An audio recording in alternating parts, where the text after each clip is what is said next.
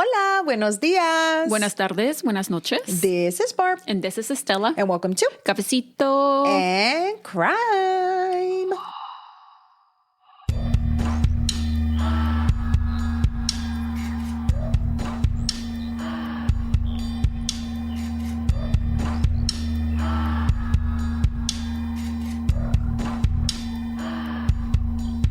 Hola, everybody. How is everyone doing? I hope everyone's having a wonderful, wonderful day or night, whatever it is. How are you, sister? I'm doing good. How are you? I'm okay. Yeah. Yeah, you know, if it's not one thing, it's another, brother. Yeah. Always. It's been a couple of weeks since we've recorded. Yes, Estella went on a trip. I did. She just came back from her trip. Well, not just came back, but Yeah. I've been back for a couple of days. yeah. But how was your trip? It was awesome. I went on a solo trip. It was, I don't know. I think that it was fantastical for you. Mm-hmm. Yeah, she had. And I know it's not everybody's thing. No, not my thing. I could not. Yeah. I think that's because it's a thing of having children. Not that it makes a difference, but like I'm always with someone, so I think that's maybe why. Would I want to go somewhere by myself? Maybe not. But I mean, it sounds like a cool idea. Yeah. It's more, I mean, it's like, it's so common now. Like, Yeah. you think that it's Mucha like, gente lo hace, right? yeah. And I went to Scotland and I went to Edinburgh and yeah, like I was telling you guys that, you know, like people would stop me and be like, hey, can you take my picture? Because they were by themselves there too, you know, and I would go eat and I would sit by myself and there were other people sitting by themselves too. I don't know if they were, tourists, pero también estaban sentados solos, you know, so. O por lo menos ir a cenar solo. Yeah. Or a las movies or, you know, something like that. That's something that I could never. Because you just don't want to? I don't want to. Okay. Yeah. I like being with people. I like people. Okay. I like being surrounded by people. No, I had a great time. I can't wait to like find somewhere else to go and do it again. Yeah. We did not lie to your mom, but we did not tell her mom that she was alone. Yeah, because my mom would not be able to like sleep. Oh, and you know what she said? What? She's like, you hubiera ido contigo. I'm like, no, that's not the point of a solo trip, you know? So, and first of all, she wouldn't have made it all the way over there. Yeah. Pero luego... I'm like, Mom, you don't even want to go on a plane to Mexico. Te da miedo. Te da miedo, yeah. So then llegué ¿qué fue el Saturday que fui para allá? And then also my brother-in-law, so happens that he was on his way back from work in California. Yeah. So I was also told, don't say nothing, right? Because she worries. So then when I got there, she's like, tú. And I was like, oh, yeah. What? She's like, no me dijiste que Estela se había ido sola. I'm like, yeah, I'm sorry. Yeah. I was like, I know, and I did feel bad when I, because I would check in every day or whatever. And she would ask you about everybody else? Yes. No mames. Yeah. What the fuck? And I was like, sí, aquí estamos, venimos a comer, or aquí estamos en el hotel, or, She probably is like this hoe. I know, I felt bad. I felt so bad. Wow. I didn't know she had asked all that. I thought, Well, she always asks, how's everybody? Todos, or, whatever. Yeah. Well, Stella has her group of friends that she usually goes out on her travels trips. with, yeah. So, and so I guess that's why she was used to that. Yeah, so she's like, ¿cómo están, what are you guys doing? ¿Cómo está el hotel? Blah, blah, blah. And yeah, but like I didn't even, my parents didn't know. So, but I just, what did your dad say? I didn't even ask you. Nothing. No, I get thinking like, I think as far as like, I was fine. I'm like, nadie te pone atención. Well, at least Edinburgh is like one of the safest cities in the UK. So I didn't feel weird. They're like, when I was there, like, do you feel weird? I'm like, no, it doesn't feel weird that I'm by myself. But, it was just me and my Kindle, everywhere that I went. Yeah. No, and my AirPod, like one AirPod she in. Literally, we go out places and she'll sit there and read a book. Yeah. Like, so, I mean, it's not like it's something different for us to hear that she wanted to go on a solo trip. At the beginning, when she first told me, I was kind of like, I know. I told you and my sister together. I remember we were at a dinner. We're at the Yard House. Yes, we were at the Yard House. And I was like, I don't know, Estela. I know. You guys made a face like, bitch, you're going to die. Yeah, no. I was like, no, se la van a llevar. My husband too, like he was... he's like, no, te va a pasar lo de Taken. I'm like, no. Se la van a llevar y que no sé qué. And still before she left, I was like, ya se va Estela, whatever. Y luego me dice, se la van a llevar. I'm like, okay, dude, relax. It's not even that bad.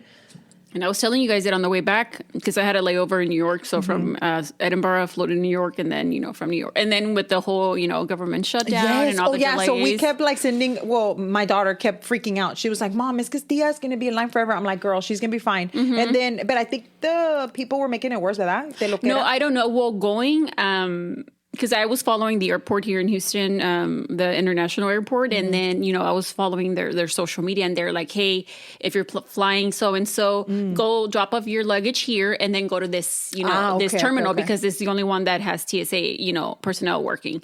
So I pulled up to my gate, gate C, and I dropped off my luggage. EIE, they were like, "Get in line, like you're gonna go through TSA right here." I was like, "Oh, right here," and I was like, "Okay." And then one of the guys in front of me le preguntó a one of the agents. They're like, "I thought we would have to go to Terminal E or Terminal A." She's like, "No, we're just trying to move you guys, get you guys going fast." And, I think that they knew that people were like complaining about that. No, but I mean, there's nothing you can do. Like, I don't blame. I wouldn't have blamed anybody. I wouldn't go to work either si no me pagaran. So, I mean, I was expected to, and I got to the airport like 6 hours before my flight. No, you did. I remember you were like, "No, me voy temprano," and then you were like, "No, I passed in like 15 minutes." Yeah, like that was like, and then I just, I took my laptop because I was working on the podcast, and yeah, se me fue el tiempo rápido, and she went to eat y todo eso. Yeah, comí, and I didn't mind waiting. I was reading, and and then made it to New York, and I was only, dude, at the airport in New York, it was so fucking hot. Like, I was sweating my ass off. I only had to wait 30 minutes. Pero estaba frío in New York afuera? Adentro. I'm talking about like inside the airport. It was but hot. I'm just saying, like, was it like cold outside? Is that why they had the heater on? I don't know. I was hot. I'm like, me estoy asando. And then that's coming from a Houstonian. So if it's hot, especially me that I'm always cold, know? If it's hot, it's hot. So yeah, like everything was fine. Like I had no delays. Like I got over there, it was fine. I had fun. Like, but by like the 4th or 5th day, and that's always happens when I travel. By like the 5th day, whether by myself or my friends, we're like, okay, ya me quiero para mi casa. I was she was like, ya me quiero ir, and I'm like, pues ya vente, güey. O sea, like to me, it's like, ya vente. And then she came back and luego me dice, well, what did you do while I was gone? And I was like, waiting for you. You're like, did you go have any? She was like, ¿fuiste a comer? No, algo? I was like, did you have any good coffee? She's like, no. No, I was waiting for you. Yeah. So yeah. But we haven't gone to go get any new coffee. But coming back tampoco, there were no delays. I know there were a lot of cancellations, but I didn't have any issues, thankfully. And, I made it home and back in one piece. Y gracias a Dios. And, I can't wait to do it again. Well, let us know if anybody out there also does solo travels. Yeah, let us know how that is. Well, hold up. Yes. Before we move on, hold up, wait a minute. So we have a birthday in the house. So we wanted to wish a very happy birthday to Sophia. Yes. Sophia's turning a big 25. I remember 2025, like your quarter. Oh my God. Like your quarter in. Yes. Damn, bitch. But anyway, let's not talk about us. But Sophia, she's one of our listeners, very awesome listeners. And we are sending you love and appreciation and all the vibras bien chidas on your birthday. Yeah, we hope you have a blast, eat good food, are surrounded by good people, and have a grand old time, whatever you decide to do on your birthday. Happy birthday. Happy birthday. Thank you for listening and being a part of the Cafecito and Crime Familia. So today, with that being said, and in honor of Sophia turning 25, dude, 25, like, wow. That means she's 24. That means she's... No, her birthday was yesterday. Yeah, por eso. That means she was 24, like 2 days ago. 2 days ago. That means 24. What was I doing at 24? I wasn't even having kids at 24. Yeah, you were, Emma. No, I had Emma at 29. No, that was Juju. Yeah, I did have Emma at 25. Yes, I did. I mean, I had already... pregnant. I was pregnant with my baby girl. Yeah, so I was like, awesome. Hello? Sorry, I forgot. But anyway, so today we will be going to Oregon City, Oregon. Oh, I had never heard of Oregon City, Oregon. Yeah, Oregon City, Oregon, which is in Oregon. Yeah, I would hope so. I would hope so. Well, no, because it's in Kansas City in Missouri. So, Well, it's true. But anyway, so we're going to Oregon City, Oregon. And if you would like to go ahead and come with us to Oregon City, Oregon, go ahead and grab your cafecitos. And let's get started. So fun, random, interesting factorios. Mm-hmm. Oh, more than one? Yes, more than one. Okay. So one of them is that, obviously a lot of people have heard of the Oregon Trail, hopefully. If not, then... Do you know some people say Oregon? No, I only say Oregon. No, I know some people, I guess it depends on dialect where you're from, but some people say Oregon. Pues I'm just saying. Yo no sé. Mira, yo digo Oregon. Oregon. So Oregon Trail is famously known for being the official end of the Oregon Trail. Yes. So settlers would finish their long journey here and would find land and claim it. They would rest and then start their new lives. Oh. So they would just walk in and be like, this is my My area. my area, y I te understand. valió la verga. Oh, man, imagine. Imagine that'd be nice. Porque tú no andabas comprando terrenos, güey. Instead of, ahorrando money, Ahorrando money, I yeah. was in the womb chilling. In the womb chilling. And I could have been buying terrenos or some you shit. could have been having houses now. Yeah. So also, number 2, Oregon City Municipal Elevator is in Oregon City, Oregon. Mm-hmm. So this is one of the only outdoor municipal elevators in the world. Really? And and the only one vertical street in the US. Vertical street. Yeah. It lives people 130 feet from downtown to the Buff, which I'm guessing is I want to the see area. it. And in about 15 seconds. Is that good? That's fast, no? I don't know. But I was like, I'm going to count. Porque 130 feet? That's a lot. In 15 seconds, bitch? I don't know. I don't keep up with the speeds of elevators. I mean, either, but we should probably look into it. Yeah, I think so too. And lastly is that for over a century, Oregon City was known for its paper mill. Papel. Sí. Mm-hmm. Especially the Blue Heron Paper Company, which operated until 2011. Oh. Yeah. The mill is now a part of a major redevelopment project. So it is no longer there, but it was known as the Paper Mill City. As the Paper Mill City. capital, the. Those are cool. Thank you. So January 2002 is when we're going. And I do want to let you know that we will be discussing sexual assault of a minor. A lot of sexual assault of a minor. Ya me voy. No, you don't have that option. So in January 2002, like I mentioned, is when Lori and her daughter Ashley lived in a low-income apartment complex at the Creek Village Apartments. Ashley was 12 years old and she lived in this apartment with her mom. Mm-hmm. And she was in the 7th grade at Gardner Middle School, where she did very well. Mm-hmm. Everybody around her obviously was very in love with her. She was very friendly and she was known as a nice girl. She stayed out of trouble. She was also in the dance team and in the swim team. Oh, damn. Okay. Ashley was born on March the 1st of 1989 to Lori, and Lori was only 16 when she became a single mother. Mm-hmm. She later married a man named David Pond, and they had 2 additional children. Pond, como a water pond. Yeah. On this day, Ashley was running late, and her sister Brianna, which is only 18 months younger than her, woke her up and said, "Hey, levántate. The bus is coming." Yeah.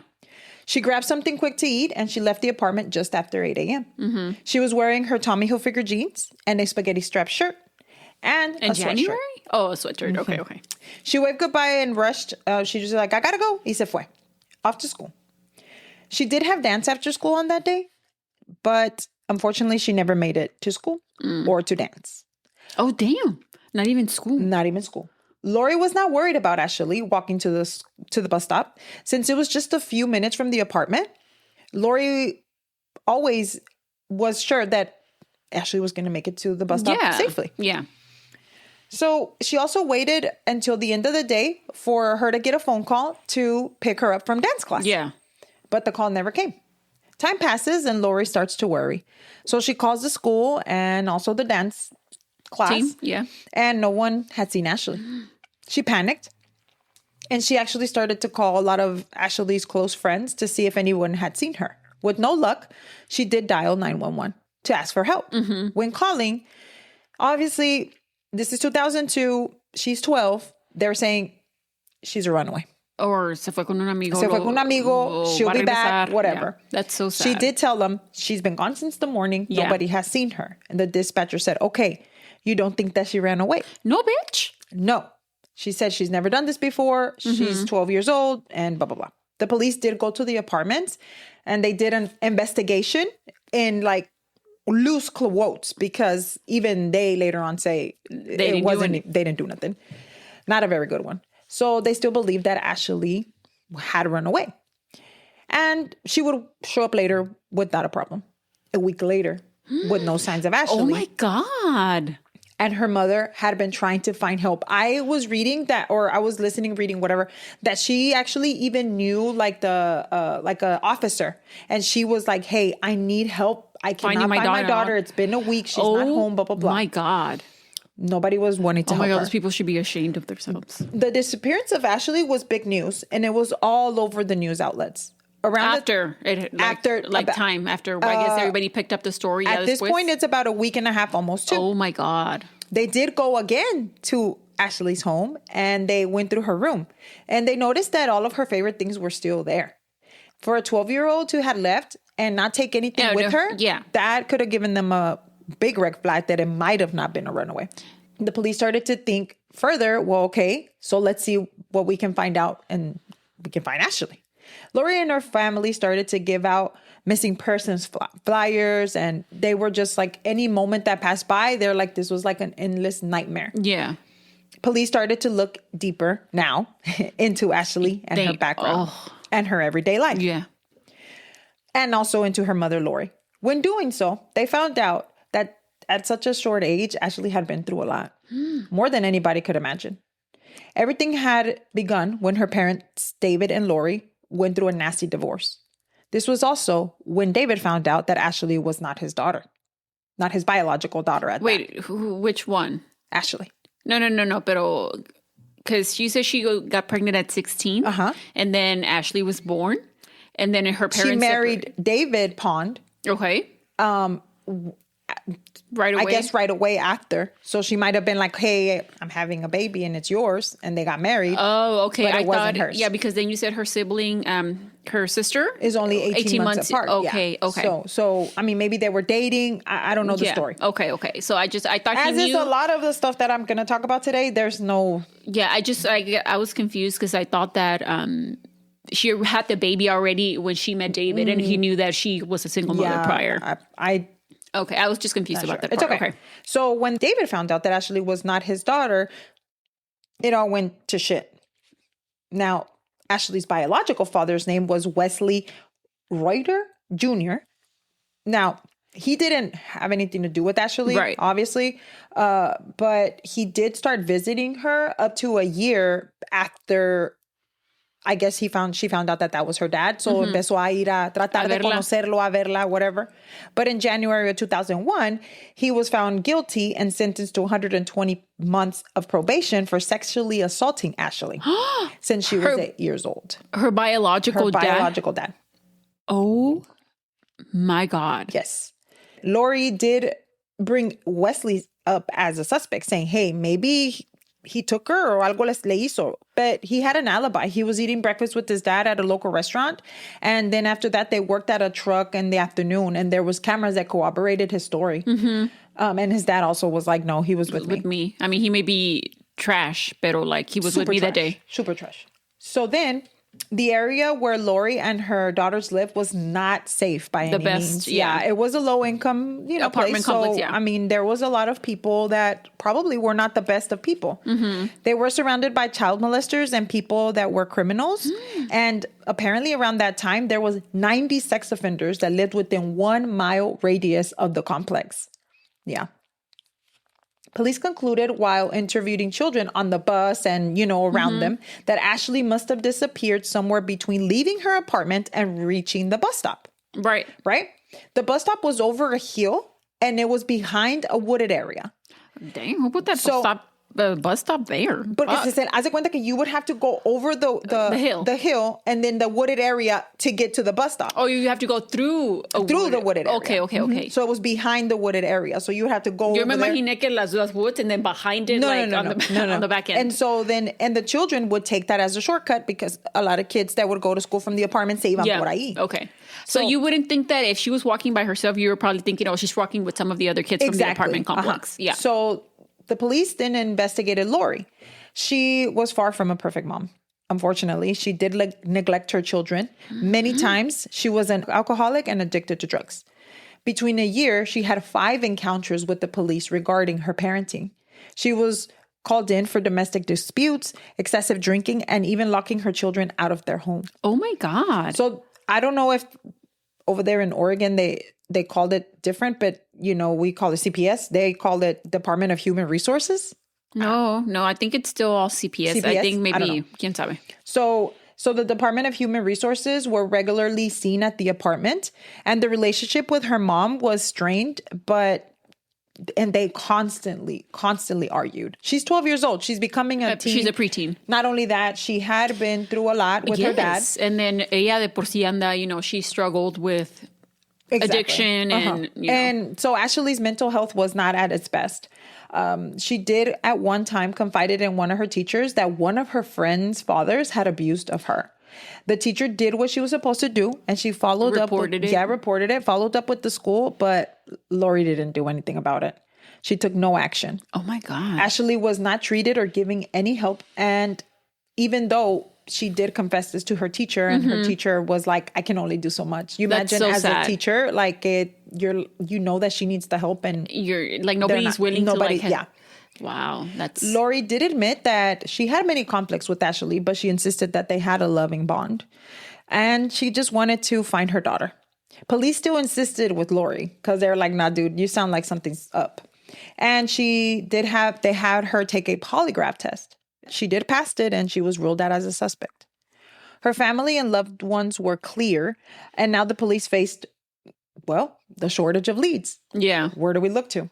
On January 22nd of 2002, the Oregon police asked the FBI for help because they were over their heads on this one. With the FBI now involved, on January 23rd of 2002, KATU news reporter Anna Song interviewed a few of Ashley's friends to capture their feelings and, kind of go over what had happened or what they had or knew about the disappearance of Ashley.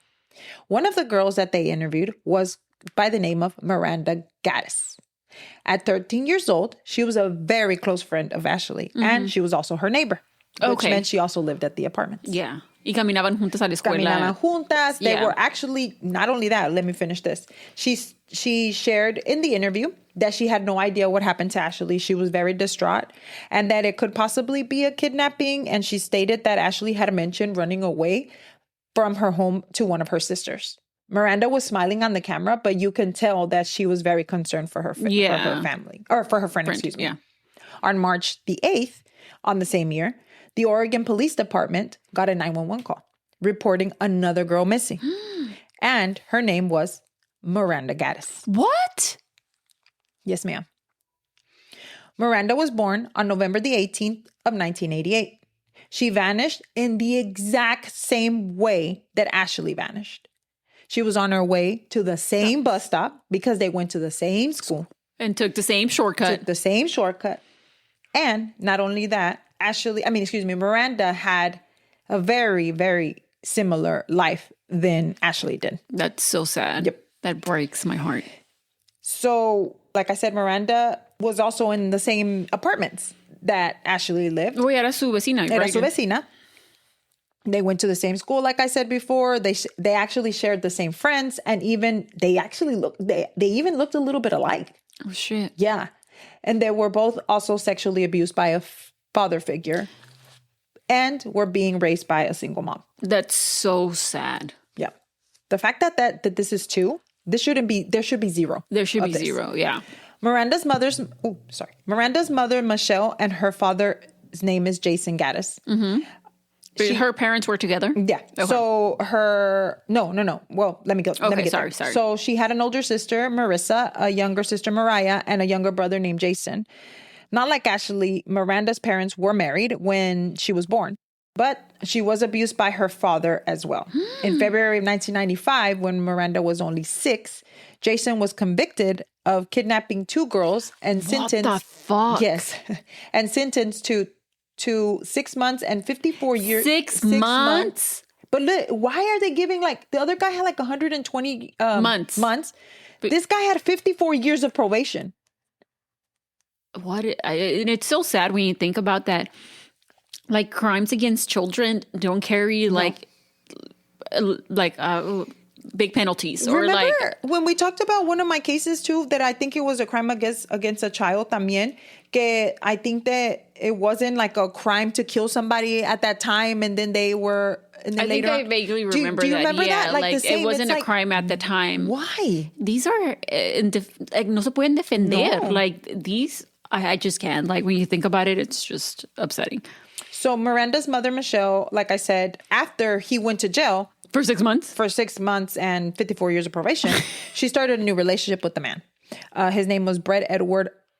Somebody said McKinney. Somebody said McKinney. I don't know. I think it's McKinney, but I don't know. So he is the one that also abused of Miranda. Oh my and her God. This time it was Miranda and her siblings. And he was convicted and sent to prison after pleading guilty to 15 counts of sexual assault and was sentenced to 20 years. Miranda and her siblings were sent to a foster care for 18 months. Not long after, they had to go back, obviously, to live with their mom. Miranda was going to participate in a dance dedicated to raise money to find more or to find Ashley or to give, to help with that. That March the 8th, Michelle headed to work around 7:30 and Miranda would make sure to make the bus stop because ella se iba y ella decía, okay, but this is me. Like when I had to go work away from home, my kids, they knew, okay, a esta hora you have to get yourself on the bus, make sure you lock the door, make sure blah, blah, blah. So this is something that I would do. Yeah. And it was 7:30. Miranda would make it to the bus stop. Around 1:20 that day, Michelle received a call from her other daughter telling her that Miranda didn't make it to school. Michelle calls the school and confirmed that Miranda was not there. She immediately called 911. And not wanting to waste any time, especially what had happened to Ashley. Yeah, right. They're like, hey, my daughter's missing. But I think this call specifically, authorities would have to take it seriously right away because it's in the... Well, let me tell you what she said. Okay. So she said, whenever it goes on they ask, the operator asks, so what's your home address? And she mentioned the name of the address and or the whole address. And she said, Michelle answered the address and adding the same as Ashley Pond. Yeah. Like, como, hey, this is a big deal. Yeah. Like, get over here. The FBI called in additional officers to help the investigation as well, because now there's 2 girls missing. Right. The community was really scared. Now 2 girls from the same complex were missing. So is this a serial killer? Like, are they even dead? What's going on? Yeah. Similarities of the cases were just too obvious to ignore. The investigators did believe that the 2 cases were linked, but they had to find out in what way. Yeah. They did start putting up billboards and they had both of the girls' information. But if you can look it up right now, they look so similar, both of the girls. And they had the same color hair. They had the same everything. Let me pull it up. So they were also asking for a reward to maybe get some leads. The dance that was to raise money to help find Ashley now turned into a fundraiser to help find both girls. Oh my God. And the solo that Miranda was working on then she prepared for months for her friend, had to be performed by her older sister. The police would stop cars and interview any bystander. The police did investigate further the report that Ashley's teacher had made to the state about being assaulted by one of her friend's fathers. This was a man by the name of Ward Weaver III. Ward Weaver? Ward Weaver III. So that means that 2 more Ward Weavers were like, no había suficiente con uno, había 2 more. Tiene que haber 3. Había un junior y un tercero. Exactly. So he was a 39-year-old man that lived in a house that was on top of the hill on the way to the bus stop. So this house had already kind of piqued the FBI's interest. So he was renting this house and he lived there from 1997 to 2002. He lived in the home with his 12-year-old daughter, Mallory, and his 19-year-old son, Francis, and his girlfriend, Francis' girlfriend. So eran 4 en la casa. See, that was confusing to me because when I first read that, I understood que he lived with his girlfriend, meaning the Weaver. Pero it turns out it wasn't his girl. It was Francis's girlfriend. So era su quote unquote, daughter. Whatever, at that moment. Yeah. So Mallory was a friend of Ashley and Miranda, and they went to the same school. Well, yeah, she was the same age. Exactly. They hung out in the same group, and they even stayed together after school. Okay. As well. So Mallory's home was well liked by all the kids around there. Think about it. It's a house. It's a house. They had their own backyard, and they had all the snacks that they wanted because there was nobody watching them, right? Yeah. So this was kind of their little escape from the apartments. Yeah. It's a low-income apartments. A lot of the times low-income apartments are not the best. And the kids can't go outside. Yeah. That kind of thing. So most of the kids wanted to go hang around in Mallory's house. They also, was a place of a lot of sleepovers. So they would have sleepovers with Mallory. Yikes. That doesn't sound good.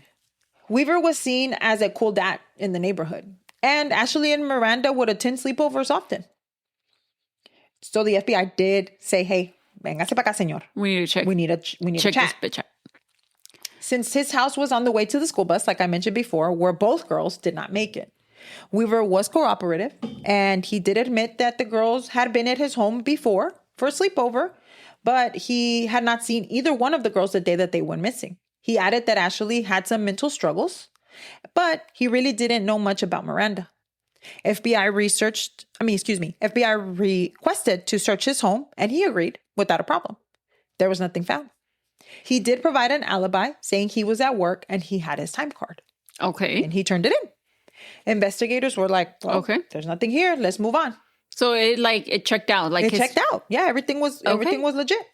So nothing was connecting Weaver to anything. Yeah. But they did find out that there was a pair, would you say a pair or roommates in their 20s. Their names was Adam and Scott, and they lived in the same apartment complex, and they were not far from the girls' apartments. And in the same apartments as Miranda and Ashley. And Ashley. Okay. Yeah. And they had gained a reputation of being kind of like perverts. Ew. Oh my God. Do all these perverts just fucking live in this one apartment complex? Like, oh my God. Like they need to be fucking burned. Well, you did say that there was 90 sex offenders. 90. Within a mile. Within a mile radius, yeah. That's scary. So they were known as the perverts, and they would say offensive remarks about girls. Like catcalling. That kind of shit. Being disgusting. I hate that. And after the girls went missing, they also made a few comments about the girls.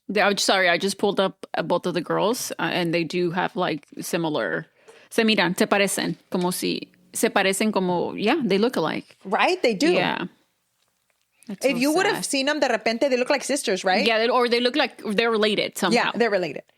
But they're not. So undercover FBI agents attended a prayer event that they had set up for Ashley and for Miranda, where they overheard these idiots, the 20-year-olds, discussing the missing girls. Mm-hmm. And they were saying that they didn't want to get involved with the laws. They were like, que no nos vengan a hablar a nosotros. Yeah.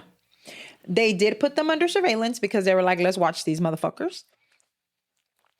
And after watching them, the investigators noticed that the two of them did try to lure an underage girl into a car. Oh, hell no. Yes. As they were being surveillance? As they were being surveillance. Oh, my God. Now, they were both taken into custody for obvious reasons. Yeah. And questioned about the disappearance. Also, they were giving a polygraph test. Both the neighbors did pass the polygraph test. But as far as Miranda and Ashley, but what about the girl that they were trying to they got their for that what they needed to do for that. Yeah. So back to square one, the investigators had nothing again. And time went on, and days turned into weeks, and weeks turned into months.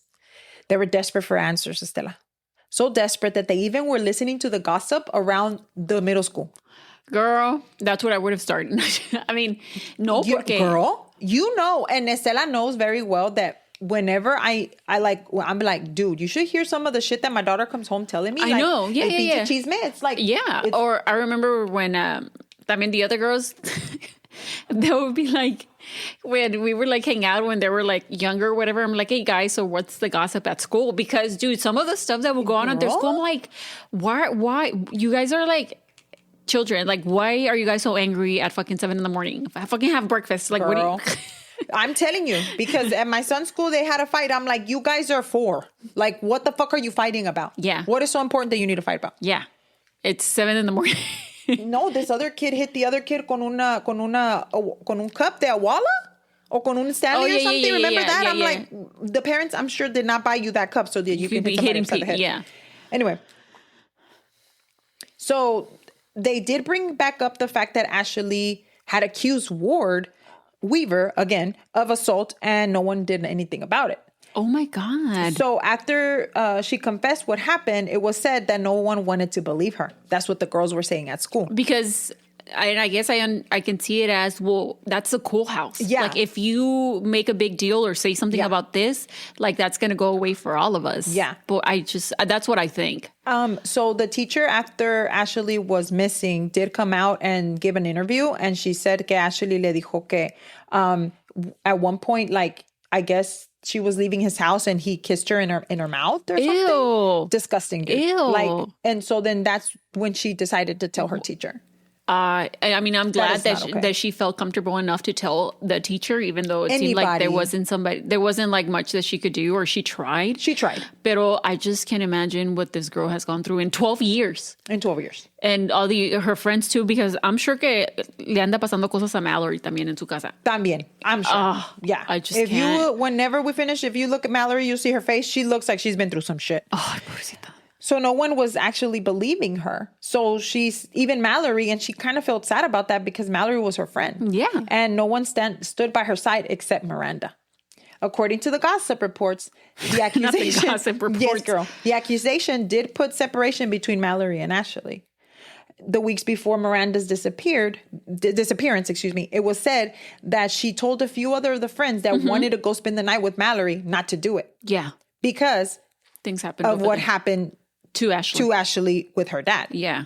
And Mallory was not happy about that. Yeah. Pinche beaver ass bitch. At this point now we're mentioning that Miranda is somewhere implicated with Ward, right? Because she's saying don't go over there. Right. Oh, algo sabía, or she had gone over there. Yeah, or something had happened to her también. Yeah. So the investigators also found out that Ward had testified in the court for Ashley's father. Yes. And he had dismissed any allegations and called Ashley a liar. So I think that he did that, honestly, now that I'm looking back at the case, like I think that he did that porque quería, whenever she would say something that he had done to her, he would have been like... Make it look like she's a liar. Right. Yeah, she's unstable. You know? Now, that involved Weaver a bit more. Right. And now the girls were missing. In May 2002, he was asked to come in for a polygraph test. Mm-hmm. And he did fail the polygraph test. Yeah. Not that it means anything. Exactly. That was my next thing. You took the words out of my mouth. The test alone, of course, did not make him guilty. By now, we know that a polygraph test alone is not admissible in court. Yeah. This only shifted the investigation to Ward Weaver to be the prime suspect now. Also prompted the police to look a little bit further into him. So I'm going to talk about his background. He was born on April the 6th of 1963 in Humboldt County, California. Oh, I thought you were going to say Humboldt, Texas. No, I thought so too when they were like Humboldt. I was like, Humboldt? Mm-hmm. But anyway, so to Trish and Ward Weaver Jr. Oh, okay, yeah. Yeah. Pinche beavers. So his father left when he was 4. Leaving his mom and himself raised as a single mother. Yeah. So he had 2 sisters. And then right after, his mother remarried an abusive and alcoholic. And he would abuse. It's a cycle. It's a cycle. That's sad. He abused her children. But not that it's an excuse, because there's plenty of other people that also go through that and don't go on to abuse other people. Not only that, but you don't want to expect someone to be an alcoholic that is always going to abuse of children. Yeah, that's not always the case. Always the case. Yeah. But that didn't change anything for Weaver, since his siblings were often beat by his mother's husband to a point where it was bad. So Weaver was known to have antisocial tendencies, and I'm going to say something triggering here, and would lash out to his siblings, along with have cruelty towards animals. In 1981, he graduated from high school and he joined the U.S. Navy Reserve, but he was discharged the following year for his drinking. Then, around the same time, he meets his now future wife, Maria Stout. Soon after, they moved in with his mom and his stepdad. So they all moved in. So it was his mom, his stepdad, him, and Maria. Okay. At this point, he was kicked out of the U.S. Marines. Yeah. 5 months into Maria being there, she was pregnant with Weaver's first child. Okay. Guess the son that was living with him in the house? Exactly. Okay. The 19-year-old. The 19-year-old. Right? Okay. At 5 months, she was hospitalized from the beating that Weaver had given her. Yeah. Oh my God. Maria did not press any charges. And in November of 1982, Maria gave birth to a son that they named Francis. Yeah. Weaver. In August of 1984, the two got married, and they welcomed their second son named Alex. The conflicts continued with both parents, and they would usually take out their frustrations on their children with physical abuse. And on each other. CPS interfered, and the 2 children were taken from their home. Around the same time, Weaver decided to look into his biological father. Okay. The one that left. Right. When he was 4. He finds out that his father is in jail. Would you look at that? Guess what for? A double murder that he had committed in 1982, where he killed a young couple in Mojave Desert in California. The bodies were found buried in his backyard. Oh my God. What is going on? So this guy, his biological dad? yeah, Weaver Jr.? Jr., not senior because it's junior. Beaver Jr. And he was now in jail. And, by the way, it was a couple. It was a couple. Right. It was a young couple. I think the guy was 17 and the girl was like 16 or something like that. They were a young couple, and her name was Barbara. Oh, I thought you meant young, like in their 20s. Not fucking. No. They were children. They were almost children. I think they were like 17, 18 years old. They're kids. They're kids. Anyway, but young couple. Oh my God. Or so maybe somebody was 20. I don't know, but they were young. They're children. In 1984, he was sentenced to death. And Weaver, the son, not the guy, he was upset because he couldn't testify in favor of his father. You don't know your father. You don't know your dad. But he said that no matter what, he loved him. By 1986, Weaver and Maria were living in Fairfield, California, with a family that they moved in, but they also had children of their own. So they were just moving in, I guess like, renting a room with the family? Yeah, I guess. I don't know. On June the 15th of 1986, Weaver went to drink and he attacked the couple's girls. Oh my God. 16-year-old Jennifer and 15-year-old Jocelyn. Oh my God. After this, he was sentenced to 3 years in prison for the assault. So when he goes to prison, he tells Just like your daddy. Yeah. He tells the probation officer that his biggest fear was turning into his dad. After he was released in 1991, Maria gave birth to their third son.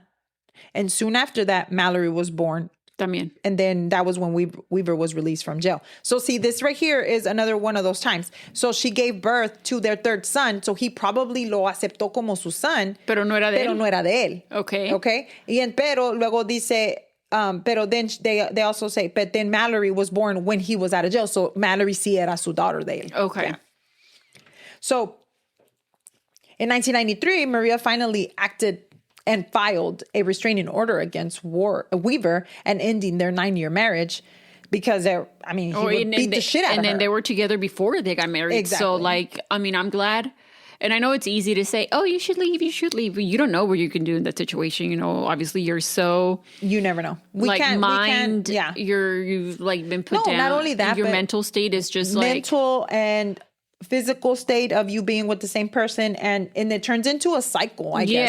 And it's like, even for like for you to tell me or me that, okay, I don't go through a lot, or for me to tell a friend of mine or whatever, and I see whatever's going on, I'm like, dude, just do this. It's not that simple. Yeah. It's not that simple. Yeah. It's easy. It's easy to say, but obviously. What do they say? It's easier said than done, right? Oh, yeah.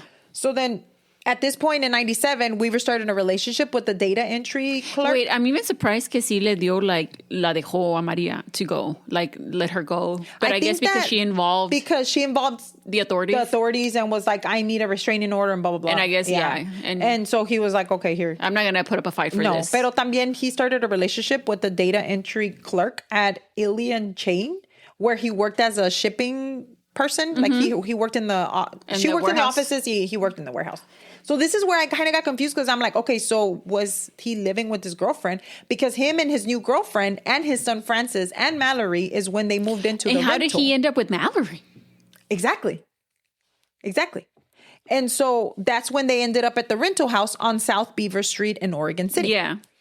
While the investigation continued, Weaver decided to go a step further in trying to show how innocent he was. No, you're not, bitch. He did an interview on July the 3rd of 2002 with Anna Song from KATU News. As we know, this is the same person that interviewed Miranda. Yes. And he invited her to her home. Pásele, señora. Pásele lo aburrido. He spoke about how he was the main suspect, according to him. Nobody's ever said that to him, but él dice que sí, in the eyes of the investigators. And that he did fail a polygraph test, but this was because the Oregon police was incompetent. He also mentioned that if they did come back to ask him for help, he would no longer help the police. What? I don't think the police wants you, bitch. Yeah. They want to arrest you. Yeah. Weaver did discuss the allegations from Ashley, and he said that she was lying, going as far as saying, I know that Ashley ran away. Not sure about Miranda. I didn't know her that well. When Anna Song, the reporter, asked for the tour of his home, he agreed, saying that he had nothing to hide. He then said that he had all the slumber parties and they were hosted in his bedroom. Ew. But then he goes on to say that there were so many slumber parties and so many children at his home, not only girls, children, whatever, at his home, that he could not walk out of his room into the front room without stepping on a body. Like they were everywhere. He then took Anna outside to tour the outside of his home. You know, him, pásele, mira, aquí está aquí lo barrido, todo esto. Aquí es donde hago Aquí de es donde hago comer. de comer, aquí está donde hago mis cosas. Aquí me siento a ver la tele. Yeah. So after doing that, he took Anna outside to tour the house and answering any questions that she asked. Weaver did go on to do even more interviews saying that he had no motive to harm the girls. In another interview, he said that he was thinking about leaving Oregon. Okay. Okay. And looking for a new place for him and his family to move. The police had nothing to go with and could not find a motive to get him arrested. Right. There was nothing. Yeah. This brings us to August the 13th of 2002. Okay. Okay. So like 8 months later. 8 months later. Since Ashley's initial disappearance. Exactly. 911 call comes in. Okay. Once again to the Oregon Police Department. Caller. According to the caller, she was the girlfriend of Weaver's son, Francis. La que vive en la La casa. que vive en la casa. See, Okay. that's why I was kind of confused because I was like, So it's not his girlfriend. but it's not his girlfriend. It was the this son's. girl was the son's girlfriend. Yeah. And she told the dispatcher that she had been assaulted by Weaver and that she was able to escape to call 911 from a convenience store that was nearby. Police quickly responded this time. Right. But when they got to the home, Weaver had already escaped. Pinche. And a national manhunt commenced. I was looking at some stuff about when she escaped. Right. And the person from the convenience store dijo que she had ligature marks donde la tenía amarrada. Oh my God. So like on What her is wrong neck. with this man? I don't know. She had them like on her neck. I don't know. He's deeply unwell. So after hours, they did catch up with him and they were able to put him in custody. Yes, he was off the streets, but the FBI still could not find out what happened to Ashley and to Miranda. Yeah. So they were waiting for a warrant to go back into the home and do a further investigation. Yeah. Because they felt like they needed to. There was some things that were odd and that kind of thing. Like no cuadraban. Yeah. Not soon after, the FBI did not need a warrant anymore. Another 911 call came in. Oh shit. Damn. Oh, yeah. This is a 911 call story, girl. This time from Weaver's son, Francis. Okay. He said that he needed to confess something to the police. He goes on to say, and I quote, "I need to tell everyone about my father, man." Okay. He says, about what he did to those girls. The dispatcher asked, "Okay, what do you think he did?" And Francis said, "No, I know what he did. He did it. He kidnapped those girls, he raped them, and he killed them." Oh my God. He started crying. Like he was crying. He's like, "I must stop this against my family, man." He's like, my brother and I are not like that." He's like, "We have such good hearts." And he's crying at this time. And so I'm guessing they're asking him more questions. Francis goes on to say, "If I must, I will testify against my own father." And this is still him talking to the dispatcher? To the dispatcher. Okay. And everything's out there. All the 911 calls are out there if anybody wants to listen. And this was what the FBI was waiting for. Yes. So, a witness. A witness and a big break. Yes. So with this, they were able to secure a long-awaited search warrant. Now, Francis said that he had a sense of moral obligation and that outweighed his family ties. Like he was like, I felt like I needed to say this. He felt a little bit better when the FBI informed him that he biologically was not Weaver's son. What? Yeah. But the product of his mother's infidelity to Weaver while he was in jail. Yeah, Weaver because in jail. he was in and out of prison and shit. So And he was so happy to hear that. He was like, "Yay, that's not my dad." that's not my dad." Yeah. And the thing is, I guess he just kind of wanted to know that he wasn't a bad person también, you know? Yeah, but I mean, if he knew about it and kept quiet all this time, it could have been because aquel lo amenazaba. I don't know, who knows? And be like, if you say something, I'm going to do something to your sister. I don't know. But he still kept quiet for... Oh, I mean, I guess it depends también when he found out. Yeah. Pero, So a lot of I didn't put this in here because a lot of the reports were different. So one report said that he had found out because his dad. Well, let me go into it. I'll tell you that in a minute. Yes. In August 23rd of 2002, the FBI took over the home that Weaver was living in, and they did an extensive search of the property. At this point, they searched all over. All the and this time, the backyard. When investigators reached the shed, now, the shed was in the backyard, obviously. Yeah. And when they got closer, they got a whiff, a smell. A stench, yeah. It was coming from the shed. And when they got closer and they opened the door, there was strips of fly traps full of dead flies. Mm-hmm. You know como las unas que se cuelgan? And then they get stuck? Yeah. That's what, they had a lot of them there. They also found a cardboard box sitting there. When they went to the cardboard box is when they found human remains. Immediately, those human remains were collected and sent to the medical examiner's office before anything was said to anybody. Yeah. Or like to... Yeah. For identification, I meant. On Sunday, August the 24th, 2002, FBI revealed the identity of the remains in the shed. They were positively identified as the body of Miranda Gaddis. Horrible news, obviously, but they still needed to find Ashley. Yeah. But there was nothing in the shed anymore. Oh, shit. That was it? That was it. The FBI kept looking and they were like, okay, so where do we look now? So when they were going through everything, they turned to a suspiciously fresh new concrete slab. It's still in the backyard. That was in the backyard. And there was, like, everything else was not concrete, but that spot. Just concrete. Y se miraba nuevo compared to the rest of the backyard. Now, this is the same concrete that you can see in the video of the reporter talking.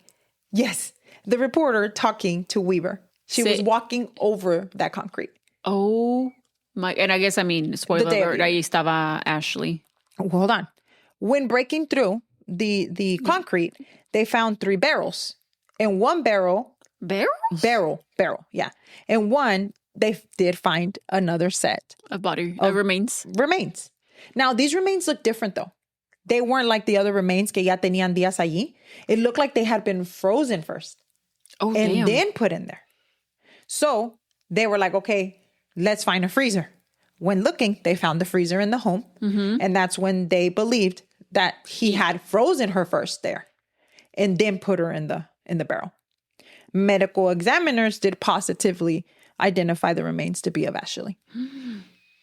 And then he's all fucking saying in this fucking interview, these girls, like, we gotta find them. Like, everybody used to come. This bitch. Yes, girl. Not even. I mean, it's just incredible to see the lies that were coming out of his mouth. Now, the reason that I was going to tell you that I didn't put it in here was because I think the son was interviewed, Francis. He was interviewed, and they asked him like, how did you not know? How did you not know? Stuff like right, that. Or how did you find out? His dad had said that he was going to put a hot tub there, and so he needed to pour concrete. Y que primero le dijo, you're going to help me do it, and I'll pay you. But then he said afterwards, he's like, never mind, I'll do it, and he did it himself. Okay. And it's crazy because in one of the videos, que they're like standing in front of, cuando andan buscando a Miranda, todo esto, and that you can see where there's a blue tarp in the backyard de este señor. Like that's where he was actually burying. Holding her. No, he was burying, holding her in the barrel. Yeah. Ashley. Yeah. That was, to me, that gave me chills. I don't know. I mean, everything was horrible. So now Weaver is in jail, right? Yes. Because of everything that was going on, and him, I don't know what he did to the girlfriend of this poor guy. This poor girl, she must have been freaking traumatized. He was 19, yeah. So the charges were brought against him for the killing of Ashley and Miranda, and where in Oregon he did face the death penalty. Okay, good. And Weaver denied all accusations, bitch, of him killing the girls. Motherfucker, you had their bodies in your house. In your property. On your property. On your property. And your son said that he knows what you did. And you assaulted his girlfriend. Exactly. And a song, once again, did go to the jail. And she interviewed him again. And she was like, no, not motherfucker. Playing, yeah. I'm not playing with you. when she said, this was in early 2003. And she asked him, so were the girls' bodies in your house The whole time. the whole time? And you're saying that you didn't kill them? And he said, yeah, I didn't do it. So how did they end up there? No puedo explicarlo? No. Also, she says, in July, when you walked me over that concrete, you knew that Ashley was buried under there. And he said, no, he didn't know that Ashley was buried under there. Wow. Now, another thing about Anna's song that I wanted to mention was that when ya te dije yo que el FBI salió and he said that this was the bodies of so-and-so. Yes. She broke down in the interview because Anna's song was like, she was so invested In the story. in the story and the fact case. that she had talked to The man Miranda and she had talked to the man and she was in the house with that man. And she walked over where Ashley was. She was not okay. Like she was distraught.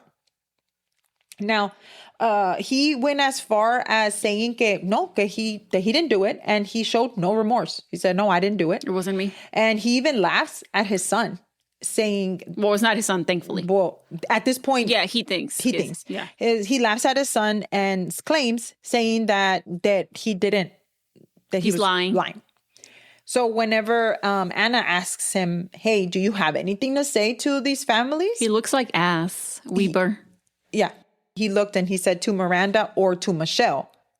Okay, so why not Miranda? Because you said you didn't kill her. Ashley? No, Miranda. So who's Michelle? Michelle is la mamá de Miranda. Oh, okay. So she said to Miranda or to Michelle and the family. I'm sorry, but this, everyone is barking up the wrong tree on me. Okay. Idiot. Yeah. Even against his lawyer's advice, Weaver kept looking for attention in the media, even being in jail. And in March 27th of 2003, his lawyers withdrew from the case. Oh, They were shit. like, we can't deal with this motherfucker. He would not listen to them. So the new lawyers asked the court for an extra year to prepare for the trial. Now, in early 2004, this fool started to act crazy, girl. He started saying that he was hearing voices and he would stuff toilet paper so deep in his fucking ears. Like in his ear canal? In his ear canal. Saying that it was so up in his ears that they had to take him to the emergency room to get the paper out. See, me, this is why I'm not an investigator again. Because I would have been like... Or work in the jails. Or work in the jail. Because I would like, bitch, you're going to sit there with that fucking toilet paper in your hair. I mean, in your head. You're going to sit there with that toilet paper. I don't give a fuck. Yeah. You killed these two girls. You're guilty. You're guilty, and I don't give a shit. You're going to have that toilet paper ahí hasta dentro, güey. Hasta acá la boca. Didn't you, like, complete side story, but didn't you send me something that is like it's like a show, but you're like you play a part in, like a jury or whatever or something like that. And I would be like, girl, we're just going to be over there. No. Like, I was like, should we go? And then I was like, yeah, everybody's guilty. I'm like, yeah, you're guilty. And you're going to see.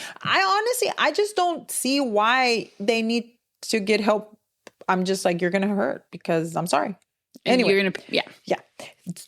Please do not hire me in the justice system. So after this, the lawyers requested, like I said, another year, and they were granted the year. And then after that, they did the lawyers requested an eval to see if he was competent to stand trial. And the judge did find him unfit. Oh, okay. Yeah, because he was stuffing toilet paper in his ears. And I'm sure he's doing other shit too. Yeah, but on August the 25th of 2004, now on heavy meds. Okay. Yeah, he was deemed fit to stand trial. Now, this guy played too much. He was one of those that he was like, oh, well, you're going to do this. Well, I'm going to do this two Haciendo times. un escándalo. Haciendo mamadas. So he was trying to mess with the family again. So then what he did was he wanted to plead guilty. But to avoid the death penalty. Yeah. But before they did let him do that, his request was sent over to the Pond and Gaddis family to see what they thought, if that was okay. And the family, honestly, they chose to go with it because they didn't want to go through that trial. Yeah, I that understand. Long trial. Yeah. And on September 22nd of 2004, Ward Weaver, the third, pleaded guilty to the aggravated murder of Ashley Pons and of Miranda Gaddis. At the end, the judge did remark. He said, when you look at the magnitude of what you have done here, I really just see nothing but evil. And he was sentenced to life in prison without possibility of parole. Now, by taking this plea deal, the family never learned why he killed the girls and what he did. Because he's a sick man. Now, You know how we were talking about the son legacy, que they were in jail and the dad and everybody was in jail? Yeah. Well, it doesn't end here. His stepson, Francis, which was not his son, but his stepson now, was sentenced to life in prison. No, Yes. que no era igual que él. After killing a man in a drug deal gone wrong. And that is the disappearance of Ashley Pons and Miranda Gaddis. Unfortunately, not really just a disappearance, but also the murders. That's so sad. This whole thing's so sad. It was a lot, and I know, and I'm so sorry that it was just a lot of twists and turns, but it was necessary for me to be able to give the story. And the fact that this guy, he kept saying like, oh, like Ashley would stay here because her mom didn't want her, and maybe her mom, and maybe it was true. Cuando la sacaba, like cuando la dejaba fuera or something. She didn't have nowhere else to go. She didn't have anywhere else to go, and she would go there. Yeah, maybe. Yeah. I also heard somewhere that mentioned that he would, if they were running late to the school, he would give them a ride to the school. Yeah, but it's because he had like other intentions, and motives, also, and another thing that I listened to or that I saw was que he actually told Ashley que if she was to tell them what he had done to her, que he was gonna tell them that he was gonna go on to the trial and lie and say that she was a liar. Yeah. So I don't know. Well, let us know what you think about this one. Mm-hmm. If you would like to follow us on Instagram, you can at Cafecito and Crime Pod. And if you would like to download our episodes, rate us and or leave us a review, we would really appreciate it. So we'll talk to you in the next one. Bye.